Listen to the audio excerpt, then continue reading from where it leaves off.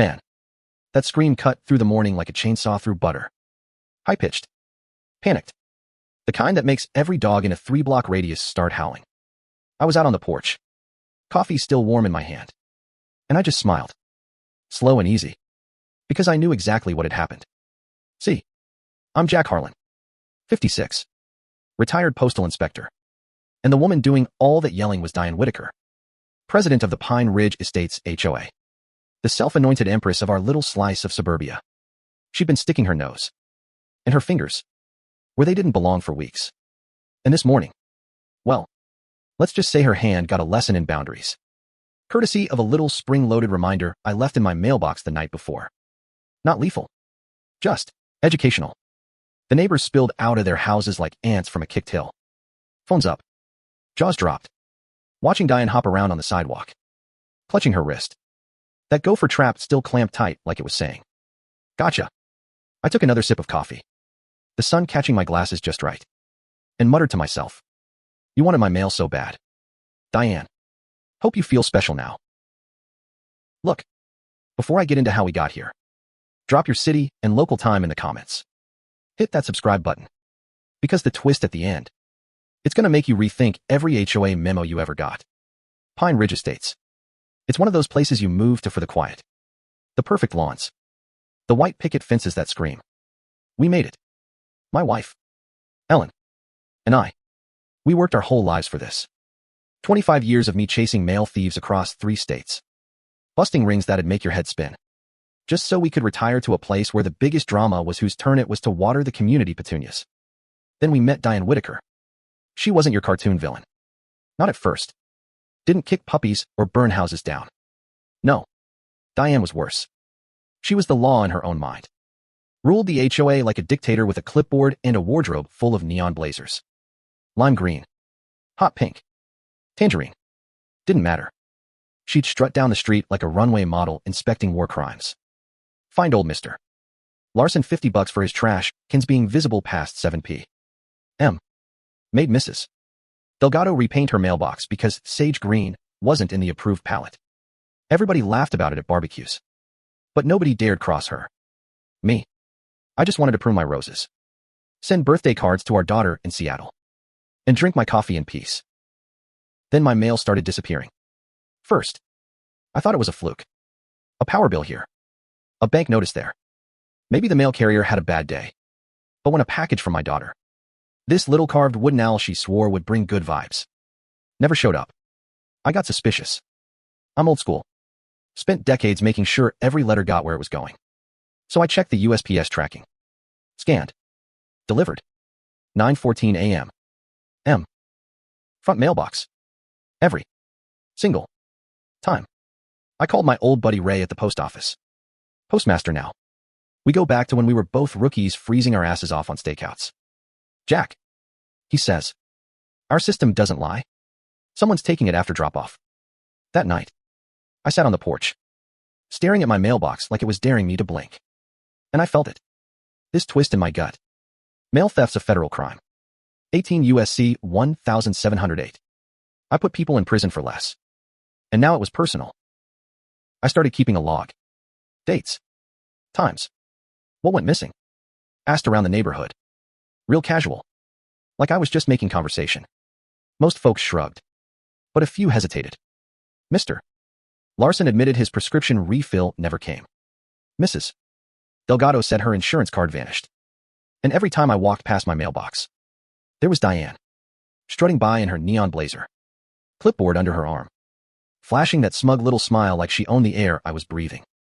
One morning, she stops right in front of my yard, eyes my hedges like they owe her money, and calls out, "Just checking for violations. Jack, keeping Pine Ridge pristine." I wave back, all polite. But inside, something snapped. I wasn't about to let this slide. Not after a lifetime of protecting the mail. So I went to the hardware store, picked up a tiny motion-activated trail cam, stuck it in a flower pot by the mailbox, told Ellen it was for bird watching. She gave me that look. You know, the one that says, "I know you're up to something, but I love you anyway." 3 nights. Nothing but raccoons and a drunk kid stumbling through my lawn. Then, Wednesday, 2:47 a.m. M. The camera pings. There's Diane. Clear as day. Hot pink blazer glowing in infrared. Creeping up to my mailbox with a flashlight. Opening it. Pulling out envelopes. Tucking them into her folder. And, get this. Whispering. Community safety check. Complete. I played it back 3 times. Laughing so hard, I nearly woke Ellen. The HOA queen. The woman who'd fine you for a crooked house number. Was a federal mail thief. I took that footage straight to the sheriff's office. Deputy Tom Riley. Good guy. Been around forever. Watches the clip. Scratches his head. And says, Jack. This is solid. But she's claiming it's HOA mailbox inspections. Says she's checking for vandalism. Without proof she's opening or dumping the mail. I can't arrest her. Diane. Of course. Plays innocent when Tom questions her. All sugar and lies. I'm protecting the community. Officer. We've had break-ins. Tom lets her go with a warning. And as she walks past my house later, she waves. That same fake smile. But her eyes. They're screaming. You can't touch me. That night, I couldn't sleep. Kept replaying the footage. Her face under that flashlight. Smug. Untouchable. Ellen comes downstairs. Finds me glued to my laptop. And says, Jack, you're obsessed. I look at her. Dead serious. And say, not obsessed. Determined. Next morning, I'm trimming the hedges. And it hits me. Simple. Poetic. Perfect. Back on my dad's farm. We use gopher traps to stop pests from tearing up the fields. Not deadly. Just a sharp snap to teach him a lesson.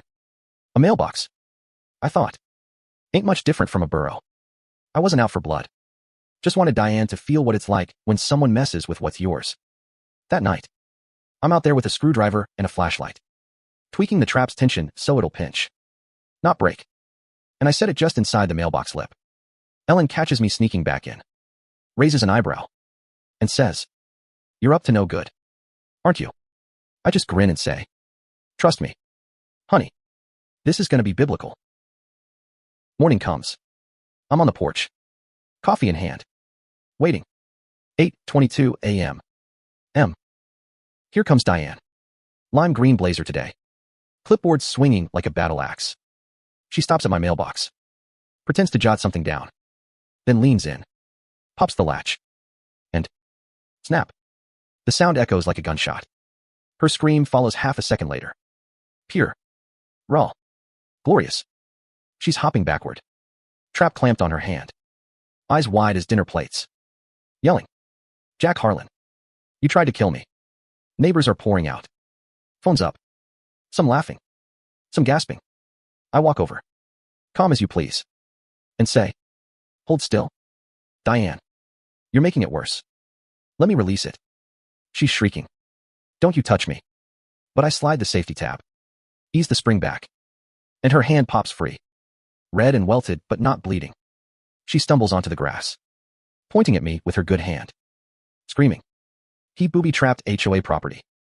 Call the cops. I just smile and say, It's not HOA property. Diane. It's federal. And you had no business opening it.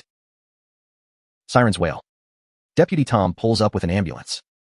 Takes one look at the circus. And sighs. Paramedics check Diane's hand. Minor pinch. Ice in a bandage.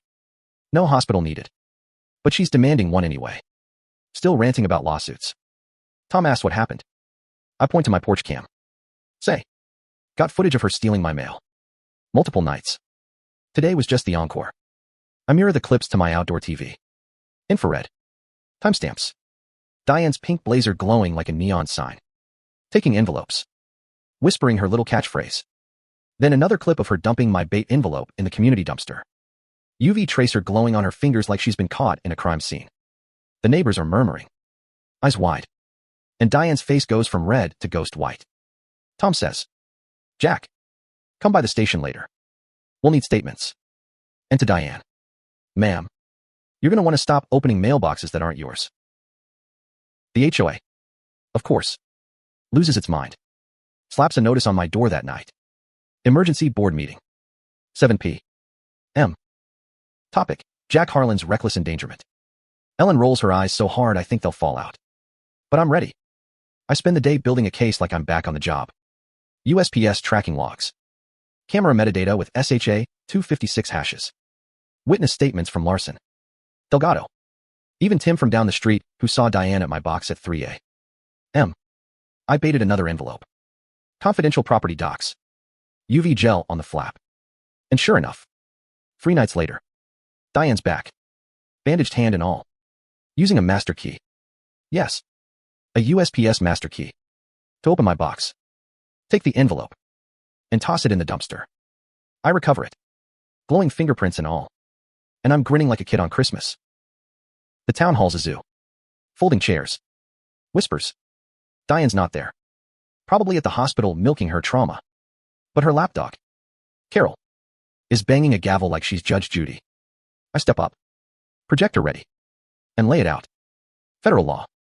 18 U.S.C. 1708. Theft of mail. 1702. Obstruction of correspondence. Then I play the clips.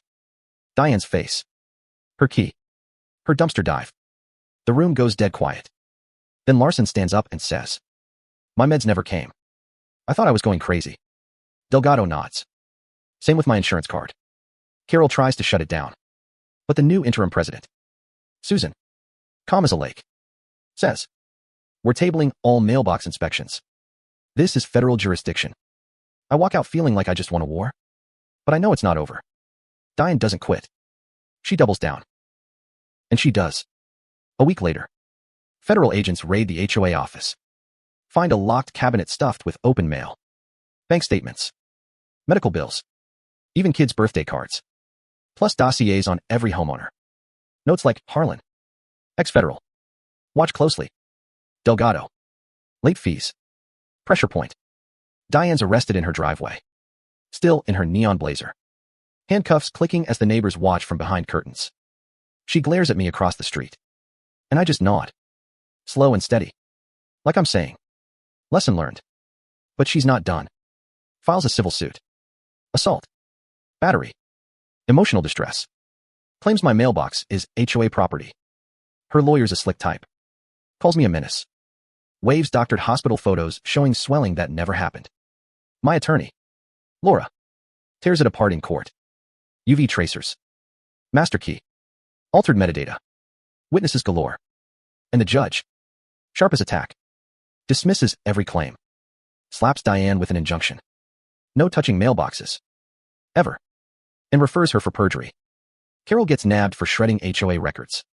Obstruction of justice. Diane pleads out. 6 months in federal prison. 2 years probation. Pine Ridge changes after that. Susan runs the HOA now. No clipboards. No fines for mailbox colors. Just community barbecues where kids ride bikes without fear of citations. My mailbox. I rebuilt it. Polished the wood. Added a brass plate. Tamper once. Learn forever. Diane sent a letter from prison. Handwritten. Said she thought she was protecting the neighborhood. Maybe just her ego. Admitted I was right about the mail being trust. Not power. I folded it. Put it away. Didn't need to gloat. Ellen and I sit on the porch some nights. Watching the stars. And I think about how one stolen letter unraveled a whole empire of control. Justice isn't always loud. Sometimes it's just a snap in the morning air. A boundary held firm. So, what would you have done if someone was stealing your mail? Messing with your peace? Would you set a trap? Call the cops? Or just let it slide? Drop your thoughts below. Share your own HOA horror stories. Because next week, Karma's getting an upgrade. And it's first class all the way. Hit that subscribe. Ring the bell. Let's keep this conversation going.